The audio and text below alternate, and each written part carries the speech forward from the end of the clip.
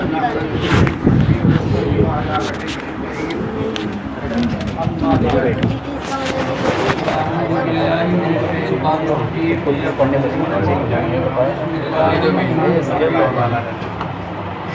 أيها الذين آمنوا اتقوا الله وكونوا مع الصادقين.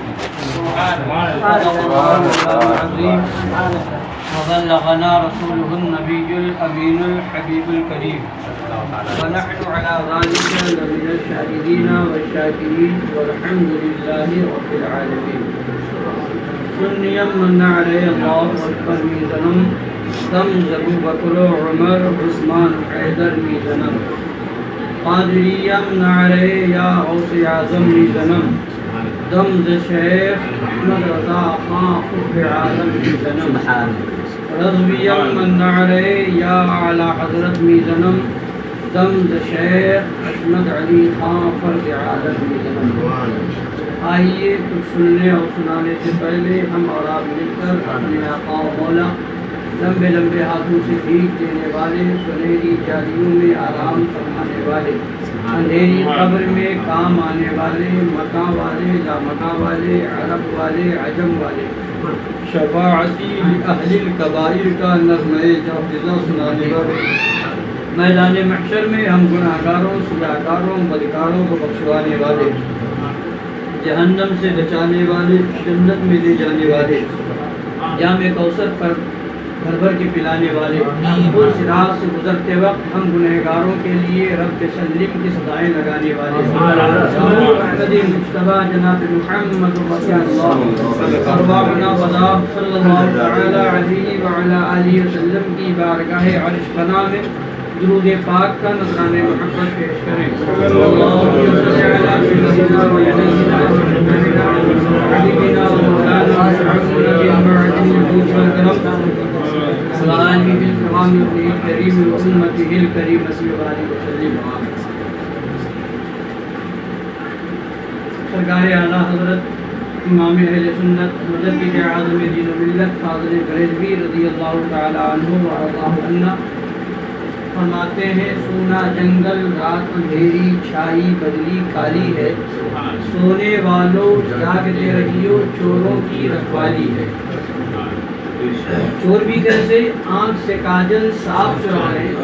یہاں وہ چور بلا کے ہیں تیری گٹھری تاکی ہے اور تو نے نیند نکالی ہے. اور گٹھری بھی کیسی ہے کوئی معمولی چیز نہیں ہے. فرماتے ہیں سونا بن ہے سونا پاس ہے. ایمان جو ہے وہ ایمان سونا ہے سونا پاس ہے سونا بن ہے سونا زہر ہے اٹھ پیارا ہے. سونا جب پاس میں ہو اور کسی ایسی جگہ میں ہو جہاں سناٹا چھایا ہوا ہو کوئی دور دور تک نظر نہ آتا ہو بن کے اندر یعنی کھیت کھلیان میں ہو آپ اور سونا پاس میں آپ کے ہو تو ایسے وقت میں سونا زہر ہوتا ہے. اب ایسے وقت میں سویا نہیں جاتا. جب سونا پاس میں ہو اور بن بالکل سونا ہو تو اب سونا زہر ہے. اب سونے کی ضرورت نہیں بلکہ جس لوگ ایسے موقع پر تو نیند نہیں آتی. ایسے موقع پر سونے کی گٹھری کچھ اگر کچھ 8-10 تولہ ساتھ میں ہو اور بالکل سناٹے کی جگہ میں آپ بیٹھے ہوں تو وہاں پر نیند نہیں آئے گی. پتہ نہیں کب آنکھ لگے اور کوئی کام لگا لے. تو فرمایا کہ سونا پاس ہے سونا بن ہے سونا زہر ہے اٹھ پیارے تو کہتا ہے میٹھی نیند ہے تیری مدھی نرالی. تو ایسے وقت میں اعلیٰ حضرت جگایا ہے کہ ایمان والو جگتے رہنا سونا مت. جہاں سوئے کوئی نہ کوئی کسی نہ کسی شکل میں آئے گا. کہیں وہابیت کی شکل میں کہیں دیوبندیت کی شکل میں رافضیت کی شکل میں قادیانیت کی شکل میں چکرالویت کی شکل میں اور ان سب سے نہ بنے تو صلح کلیت کی شکل میں. ان سب سے خطرناک اس معاملے میں صلح کلیت ہے. اس لیے کہ وہابیت کھل گئی ہے دیوبندیت کھل چکی ہے رافضیت کھل چکی ہے اور قادیانیت کھل چکی ہے. مگر ان سب سے جو میل رکھے اور ان سب سے جا کر کے ملا دے اور ان سب کا زہر لا کر کے پلانے والا اگر کوئی ہے تو صلح کلیت. تو اس لیے کسی بھی شکل میں آ سکتا ہے. تو فرمایا کہ سونا نہیں ہے اب اعلیٰ حضرت جگاتے رہے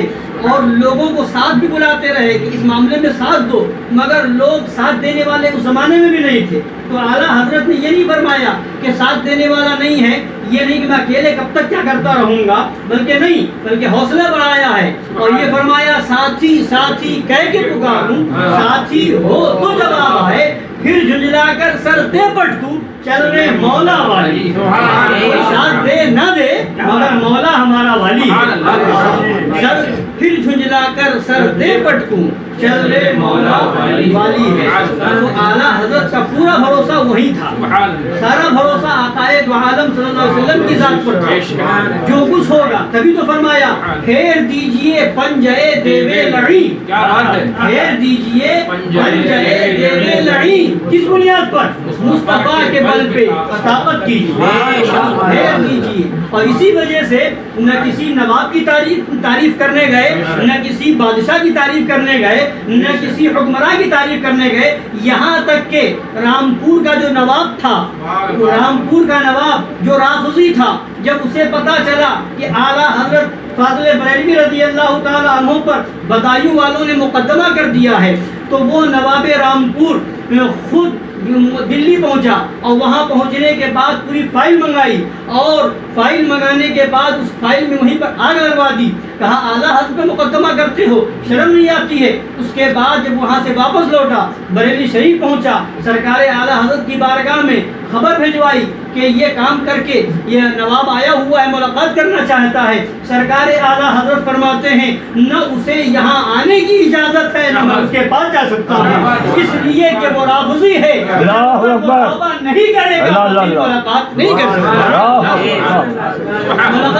سکتا. تو اس کے ساتھ جو رافضیوں میں جو مجتہد کہلاتے ہیں ان کے ساتھ میں تھے. تو کہا کہ آپ نے بھڑکانا شروع کیا کہ اتنا بڑا کام کیا اور پھر بھی وہ ملنے نہ آئے، ملاقات کے لیے نہ آئے، تو اتنا بڑا کام کر کے تو انسان احسان مانتا ہے. تو اس رافضی نواب رامپور نے کہا تھا کہ سنو، بات یہ ہے کہ ان کی حقانیت کی بنیاد پر ہی مجھے ان سے محبت ہے. حق کہتے ہیں اس لیے مجھے ان سے محبت ہے. وہ کہہ رہے ہیں تو حق کہہ رہے ہیں، جو بات فتویٰ دیتے ہیں اسی پر وہ عمل کرتے ہیں. یہ اعلیٰ حضرت کی شان تھی. اور جب نواب نانپارہ کی شان میں قصیدہ لکھنے کے لیے کہا گیا تو اعلیٰ حضرت نے جو کلام لکھا بھی آپ نے سنا کہ فرماتے ہیں وہ کمال حسن حضور ہے کہ گمان نقص جہاں ہے. وہ کمال حسن حضور، نبی کے حسن کا وہ کمال ہے، ایسے کمال پر ہے کہ جہاں نقص کے کمی کی کا گمان بھی نہیں آ سکتا. وہ کمال حسن حضور ہے کہ گمان نقص یعنی کمی کا کوئی گمان ہو ایسا ہو ہی نہیں سکتا. وہ کمال حسن حضور ہے کہ گمان نقص جہاں نہیں، یہی پھول خار سے دور ہے. پھول جہاں ہوتا ہے، گلاب جہاں ہوتا ہے، وہ کنارے جو ہے کانٹے ہوتے ہیں، مگر نبی شمع باغ رسالت کے وہ پھول ہیں کہ وہاں خار ہے ہی نہیں، کانٹا ہے ہی نہیں. فرماتے وہ کمال حسن حضور ہے کہ گمان نقص جہاں نہیں، یہی پھول خار سے دور ہے، اور یہی شمع ہے کہ دھواں نہیں. کسی چراغ میں ایسا نہیں ہوتا کہ دھواں نہ ہو، مگر وہ ایسا چراغ ہے کہ وہاں دھواں نہیں. کمال حسن حضور ہے کہ گمان نقص جہاں نہیں، یہی پھول خار سے دور ہے، یہی شمع ہے کہ دھواں نہیں. اس کلام میں تو بہت اچھے اچھے اشعار آپ نے سنے بھی. آخر میں فرماتے ہیں سرکار کروں مدح اہل دول رضا، کروں مدح اہل دول رضا، پڑے اس بلا میں میری بلا، میں گدا ہوں اپنے کریم کا، میرا دین پا رہے ایک لفظ ایسا فرمایا کہ دونوں معنی پیدا ہو گئے. ایک تو پارے نا، پارا کا معنی ہوتا ٹکڑا، نان کا معنی ہوتا روٹی. پارے نان کا معنی ہوا روٹی کا ٹکڑا، یعنی میرا دین روٹی کا ٹکڑا نہیں ہے. ادھر کسی نے دکھایا تو ادھر چلے گئے، ادھر دکھایا تو ادھر چلے گئے، ادھر دکھایا تو ادھر چلے گئے. ٹکڑوں پہ جانا تو کتوں کا کام ہوا کرتا ہے، ہم تو اپنے نبی کے ٹکڑے میں بنا کرتے ہیں. وہیں سے اور عرض کرتے ہیں یا رسول اللہ، انہیں جانا انہیں مانا، نہ رکھا غیر سے کام، للہ الحمد میں دنیا سے مسلمان تھا. نعرہ رسالت، مسلک اعلیٰ حضرت، وہابی مرد آباد، صدر گلی مرد آباد، رافضی مرد آباد. فرماتے میرا دین پارے نہ نہیں تو روٹی کا ٹکڑا نہیں، اور اسی پارے نا کو پلٹ دیجئے تو نان پارا ہو جاتا ہے کہ اس کی طرف اشارہ فرمایا کہ وہاں کہ نواب کی تعریف کرنا میرا دین نہیں، میرا دین تو آقا کی تعریف کرنا ہے، وہ شام اپنے آقا کی مد سرائی کرنا ہے۔ تو وہ سرکار اعلیٰ حضرت رضی اللہ تعالیٰ عنہ نے ہمیں مشن دیا ہے کہ ہم اٹھتے بیٹھتے اپنے آقا کو یاد کریں، اپنے آقا کے گن گائیں، اسی میں ہماری کامیابی ہے، اسی میں ہماری بھلائی ہے۔ اور ابھی جب میں سن رہا تھا خاص طور سے نفیس بھائی نے جو کلام سنایا کہ آگے سے میرے بھاگتے ہیں شیر ببر بھی، تو سرکار مظہر اعلیٰ حضرت رضی اللہ تعالیٰ عنہ کی یاد آئی، تو خیال پھر آیا جب مشیر بھائی نے کہا بیان کرنے کے لیے، تو خیال یہ آیا کہ سرکار مظہر اعلیٰ حضرت کی ہی ایک دو باتیں بیان کر دوں، اور ایسی باتیں ہیں جو انشاءاللہ کام آنے والی ہیں۔ درود پاک پڑھیں، اللہ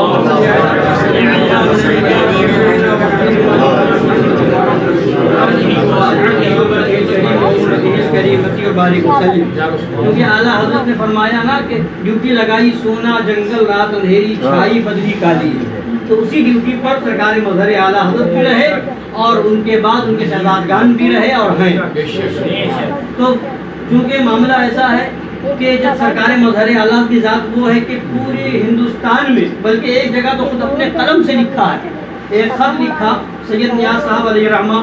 کو، خط لکھا ہے کانپور میں ہی، اور اس میں ایک صاحب کے بارے میں لکھا کہ ان سے کہہ دیجئے کہ وہ خلافت چاہے جس سے لے لیں، مرید چاہے جس کے کروا دیں، مجھے فقیر کو اس کی کوئی فکر نہیں کہ آپ کس کو مرید کرواتے ہیں، آپ ان سے کہہ دیجئے کہ جن سے وہ مرید ہیں، یعنی وہ مرید کے سرکار مظہر اعلیٰ حضرت شریف سنت کے۔ تو ایک جگہ یہ نعمت، اظہار نعمت، تحدیث نعمت کے طور پہ فرمایا سرکار شریف سنت نے کہ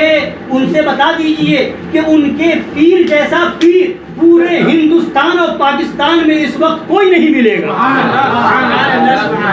کوئی نہیں ملے گا جس نے وہابیت، دیوبندیت، رافضیت، قادیانیت تمام فتنوں کا سدے باب کیا ہے، اور فرمایا مسلم لیگ جیسا جو معاملہ آیا اور جس نے بڑے بڑے مولویوں کو اپنے اندر لے لیا، جو لوگ مسلم لیگ کے معاملے میں اس کی حمایت سے بچے ہیں وہ بھی میری دین ہے۔ شان ہے سرکار مظہر اعلیٰ، وہ شان سرکار شیر بے سنت رضی اللہ تعالیٰ عنہ کی۔ تو وہ سرکار مظہر اعلیٰ حضرت کا معاملہ تو یہ تھا کہ نہ دائیں دیکھا نہ بائیں دیکھا، نہ ادھر دیکھا نہ ادھر، جو حق تھا وہ فرمایا۔ یہاں تک کہ جب عرب شریف گئے، مکہ شریف گئے، وہاں پر دیکھا کہ نجدی کتابیں بانٹ رہے لوگوں کے ایمان و عقیدہ کو خراب کرنے والی۔ وہاں پر ایک کتاب آپ کو مل گئی، دیکھا، پڑھا، اور اس میں دیکھا کفریات بھرے ہوئے ہیں۔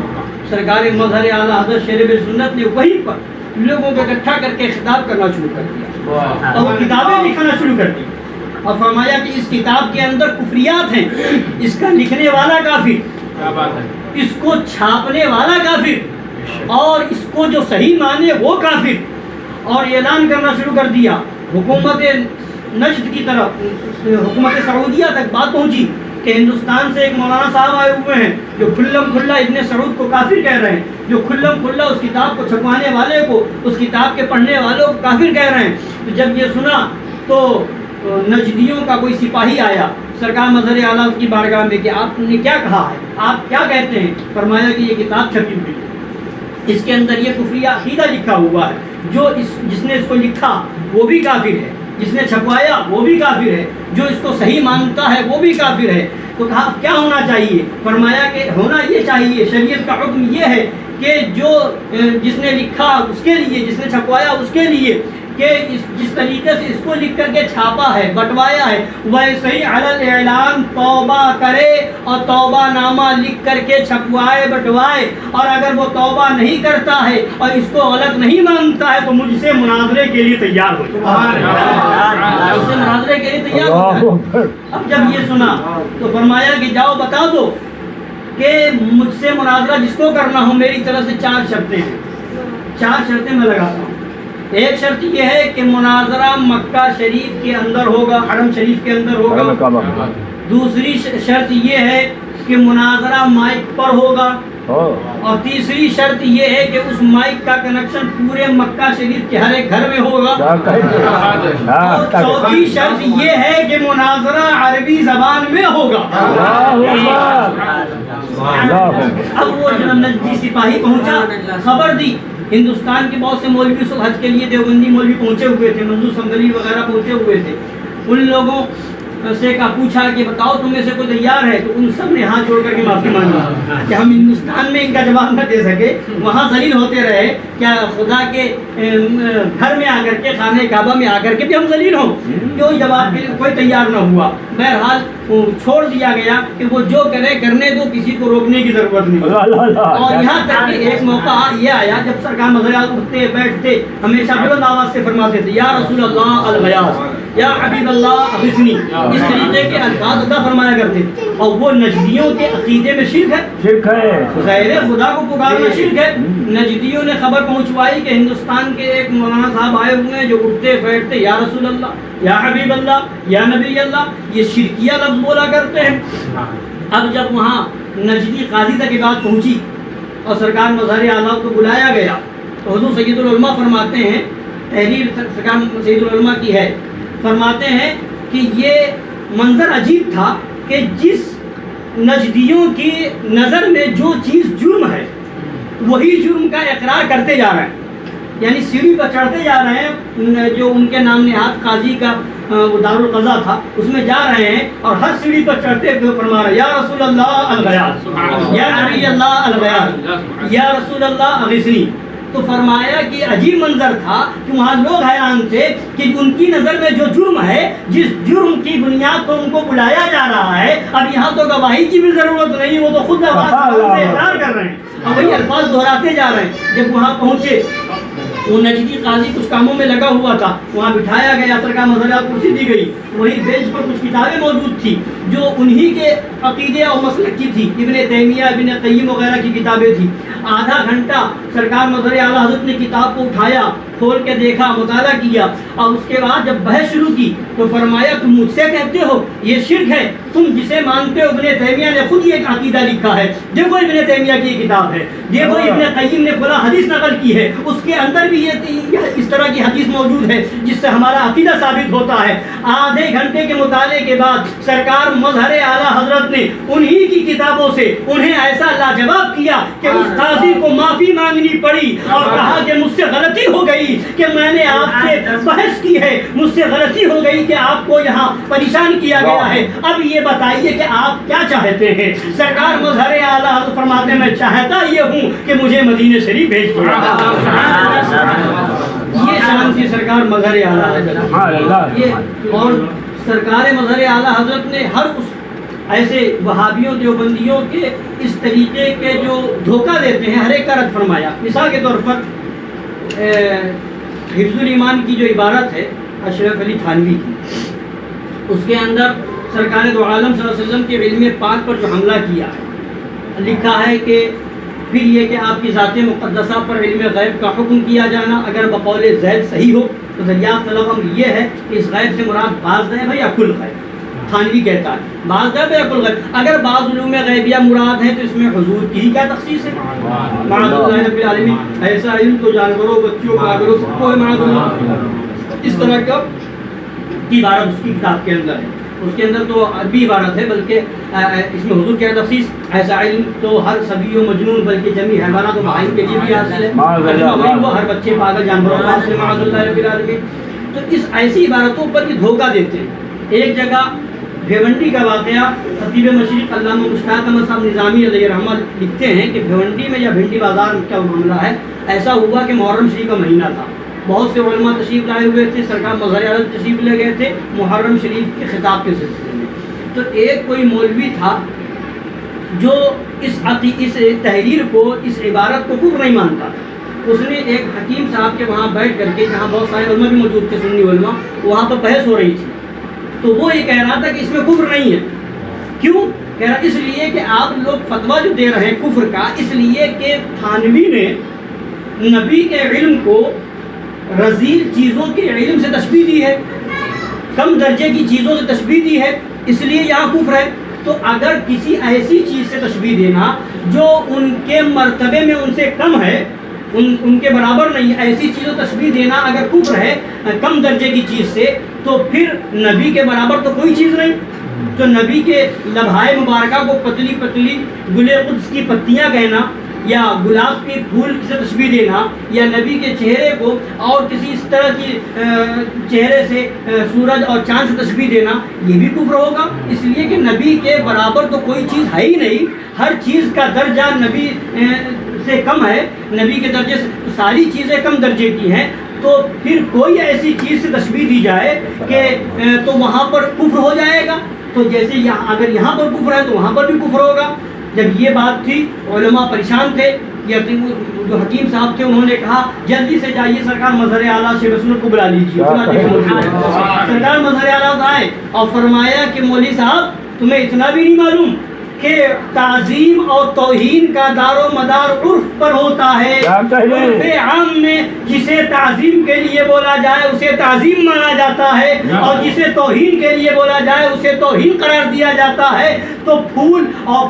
پتی سے تشبیہ دینا ہونٹوں کو یہ توہین کے طور پر نہیں ہے، عرف میں اسے تعظیم کے طور پر پیش کیا جاتا ہے، اور کسی رذیل چیز کے علم سے، جانوروں کے علم سے کسی کے علم کو تشبیہ دینا یہ عرف عام میں توہین ہے۔ اگر میں کہہ دوں تمہارے علم کی کیا بساط ہے، جیسا تمہارا علم ویسا علم جانور کا ہے، تم آپے سے باہر آ جاؤ گے، تو عرف عام میں اس کا دار و مدار یہ ہے کہ عرف عام میں اسے توہین سمجھا جاتا ہے، اس لیے یہ توہین ہے، اور جسے عرف میں تعظیم سمجھیں گے وہ اس کو تعظیم قرار دیں گے، تو عرف پر دار و مدار ہے، عرف میں یہ توہین ہے اس لیے یہ توہین ہے۔ اتنا جب سنا تو خاموش ہو گیا۔ اسی طرح سے ایک سوال آیا تھا مناظرے میں، صورت میں مناظرہ ہو رہا تھا، سرکار مظہر اعلیٰ حضرت شیخ سنت رضی اللہ تعالیٰ عنہ تھے، سامنے جو ہے وہیں کا ایک مولوی تھا، گل محمد غالباً نام تھا، راندیر کا، اس مناظرہ ہو رہا تھا، تو اسی میں اس نے یہ کہا کہ اس جگہ پر تھانوی کی جو عبارت ہے تو اس میں تشبیہ دی گئی ہے، مگر تشبیہ من کل الوجوہ نہیں، تشبیہ من بعض الوجوہ۔ مطلب کیا ہوا؟ تشبیہ کا معنی ایک چیز کو دوسری چیز کی مشابہ دوسری چیز کی طرح کرا دینا۔ مثلا ہم یہ کہیں یہ پردہ اس پردے کی طرح ہے، یہ پنکھا اس پنکھے کی طرح، تشبیہ ہے۔ اور من کل الوجوہ کا مطلب کیا ہوا کہ ہر ایک اعتبار سے یہ پنکھا اس پنکھے کی طرح ہے، جس چیز کا یہ پنکھا اسی چیز کا وہ پنکھا، جو میٹیریل اس میں وہی میٹیریل اس میں، جتنی مقدار میں اس میں لگا اتنی مقدار میں اس میں، جو سائز اس کا وہی سائز اس کا، ساری چیزوں میں یہ پنکھا اس پنکھے کی طرح ہے، تو اس کو کہیں گے تشبیہ من کل الوجوہ۔ اور اگر تشبیہ من بعض الوجوہ ہے، یعنی بعض ہم نے کہا یہ پنکھا اس پنکھے کی طرح ہے، مگر دیکھ یہ رہا ہے کہ یہ پنکھا بڑا وہ پنکھا چھوٹا، اور باقی ساری چیزیں ایک طرح سے ہیں، بناوٹ ایک طرح سے ہے، اور اس میں ڈیزائن ایک طرح سے ہے، ساری چیزیں ایک طرح سے، بس سائز کا فرق ہے۔ تو ہم نے جب کہا کہ یہ پنکھا اس پنکھے کی طرح ہے، اس کا مطلب کیا ہوا کہ تشبیہ من کل الوجوہ نہیں ہے، تشبیہ من بعض الوجوہ ہے، بعض وجہوں سے، بناوٹ کے اعتبار سے، رنگ کے اعتبار سے اور اس کے ڈیزائن کے اعتبار سے اسی طرح ہے، مگر سائز میں اس سے کم ہے، تو اس کو کہتے ہیں تشبیہ من بعض الوجوہ۔ تو اس نے یہ کہا، مولوی گل محمد راندیری نے کہا تھانوی کی عبارت تشبیہ تو ہے، مگر تشبیہ من کل الوجوہ نہیں ہے، تشبیہ من بعض الوجوہ ہے، کہ نبی بھی اللہ کی مخلوق، یہ جانور بھی اللہ کی مخلوق، نبی کو بھی اللہ نے پیدا فرمایا اور ان سب چیزوں کو بھی اللہ نے پیدا فرمایا ہے، تو اس لیے یہاں تشبیہ من کل الوجوہ نہیں ہے، بعض الوجوہ ہے، تو اس بنیاد پر توہین نہیں ہوتی ہے، تشبیہ من کل الوجوہ ہوتی تو توہین ہوتی۔ یہ جب سنا سرکار مظہر اعلیٰ حضرت شیر بہر سنت کھڑے ہوئے اور ارشاد فرمایا مولوی اشرف علی تھانوی کے چہرے کی کیا تخصیص، ایسا چہرہ تو کتے کا بھی ہے، مولوی رشید احمد گنگوہی کے کان کی کیا تخصیص، ایسا کان تو گدھے کا بھی ہے، مولوی خلیل احمد امبیٹوی کی آنکھ کی کیا تخصیص، ایسی آنکھ تو بلی کی بھی ہے۔ اتنا سنا تو وہ کھڑا ہو گیا اور کہا مولانا بات پہلے ہو چکی ہے کہ شرائط میں یہ بات طے پائی جا چکی ہے کہ کوئی ایسی بات نہیں کی جائے گی جس میں سامنے والے کے اوپر یا سامنے والے کے اکابر کی توہین ہوتی ہوگی، تو لہٰذا آپ یہ کہہ کر کے توہین کر رہے ہیں، ہمارے علماء کی گستاخی کر رہے ہیں، ہمارے اکابر کو گالی دے رہے ہیں۔ سرکار جیسے وہ اول پھول پکنا شروع کیا، سرکار مظہر اعلیٰ بیٹھ گئے اور پھر اسی میں اس نے کہا بلاؤ پولیس والوں کو جو وہاں بات انتظام کے لیے اکٹھا کیے گئے تھے کہ یہ شرط متعین تھی، اب یہ شرط کی خلاف ورزی ہو رہی ہے، اب مناظرہ نہیں ہوگا، مناظرہ یہ ختم کیا جاتا ہے۔ اب جب وہ لوگ آئے پولیس والے، بات رکھی گئی، سرکار مظہر اعلیٰ نے فرمایا بس 2 منٹ کا وقت دیجیے اور میں اپنی بات مکمل کروں۔ تو کہا ٹھیک ہے 2 منٹ کا وقت دیا، کھڑے ہوئے اور فرمایا سنیوں فتح مبارک ہو۔ اب یہ جب کہا تو جیسے اس کے آگ لگ گئی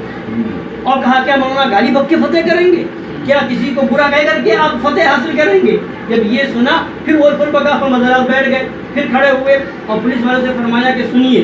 انہوں نے یہ کہا تھا کہ تشبیہ من بعض الوجوہ ہوگی تو توہین نہیں ہوگی، تشبیہ من کل الوجوہ ہوگی تو توہین ہوگی۔ میں نے ان کے مولویوں کے چہرے کو کتے کی طرح کہا ہے، میں نے ان کے مولویوں کی آنکھ کو بلی کی طرح کہا ہے، میں نے ان کے مولویوں کے کان کو گدھے کے کان کی طرح کہا ہے، تشبیہ دی ہے، مگر تشبیہ من بعض الوجوہ ہے کہ وہ بھی اللہ کی مخلوق، وہ بھی اللہ کی مخلوق، اس کا بھی چہرہ، کان، آنکھ، ناک وغیرہ گوشت پوست کے بنے ہوئے ہیں، اس کے بھی آنکھ، ناک، کان گوشت پوست کے ہیں، تو میں نے تشبیہ تو دی مگر تشبیہ من بعض الوجوہ ہے، تشبیہ من کل الوجوہ نہیں ہے۔ تو یہاں توہین نہیں ہونا چاہیے ان کے قانون کے اعتبار سے، مگر ان کا شور مچانا، ان کا واویلا مچانا، ان کا شور و غوغا کرنا بتا رہا ہے کہ یہ بھی جان رہے ہیں کہ یہاں توہین ہے۔ تو جس عبارت میں ان کے مولویوں کی توہین ہو سکتی ہے کیا وہاں میرے نبی کی توہین نہ ہوگی؟ انہیں ان کے مولویوں کی عزت مبارک ہو، ہمیں اپنے نبی کی عزت مبارک ہو۔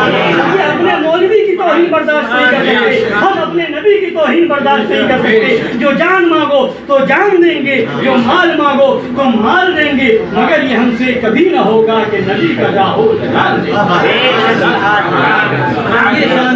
اور بھی اس عبارت پر اور بہت سی باتیں ہیں، انشاءاللہ موقع ملے گا بتائیں گے۔ ایک واقعہ سن لیجیے بڑا آخری، سرکار مظہر اعلیٰ حضرت کیسا جواب دیتے تھے۔ سرکار محدث اعظم ہند فرماتے ہیں کہ جب ہمارے سامنے سوال آتا ہے تو ہم یہ سوچتے ہیں کیا جواب دیں، اور جب شیر بیش سنت کے سامنے سوال آتا ہے تو وہ یہ سوچتے ہیں کون سا جواب دیں۔ ایک بار مناظرہ ہو رہا تھا منظور سنبھلی سے عدلی اعظم گڑھ کے پاس۔ مناظرے میں مولوی منظور سنبھلی نے کہا کہ مولانا خیال کیجئے، دیکھیے سامنے کون ہے، مجھ سے مناظرہ کرنا آسان نہیں ہے، منظور میرا نام ہے، منظور میں بھی 5 حرف ہیں اور مناظر میں بھی 5 حرف ہیں، مناظر میں بھی 5 حرف، منظور میں بھی 5 حرف، میم نون الف زو رے، مناظر منظور میم نون زو واو رے 5 حرف، اس میں بھی 5 حرف، اس میں بھی 5 حرف، لہذا مجھ سے مناظرہ کرنا آسان نہیں ہے، آپ آئے ہیں ذرا سوچ سمجھ کر کے بولیے گا۔ اس طرح سے اس نے ڈینگے مت تو بول کر کے بیٹھ گیا۔ سرکار مظہر اعلیٰ حضرت شیر بیش سنت جنہیں اعلیٰ حضرت نے ابو الفتح فرمایا اپنا روحانی بیٹا بنایا ہو، کھڑے ہو گیا، فرمایا منظور تمہارے کہنے کا مطلب یہ ہوا کہ جس اسم میں 5 حرف ہوں اس اسم کا اس کے اندر اثر ہوگا جس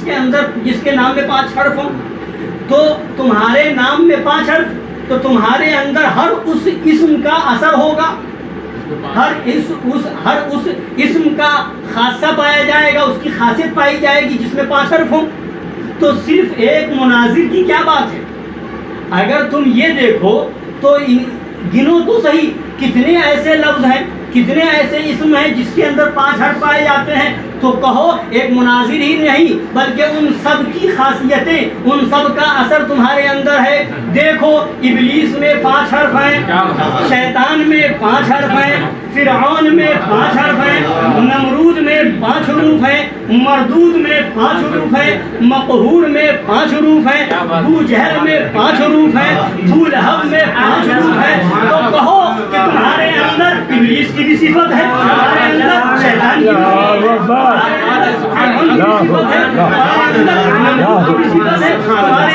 ابو جہل کی بھی صفت ہے، تمہارے اندر ابو لہب کی بھی صفت ہے۔ ان ساری صفتوں کا اقرار کرو کہ ہمارے اندر یہ ساری صفتیں ہیں،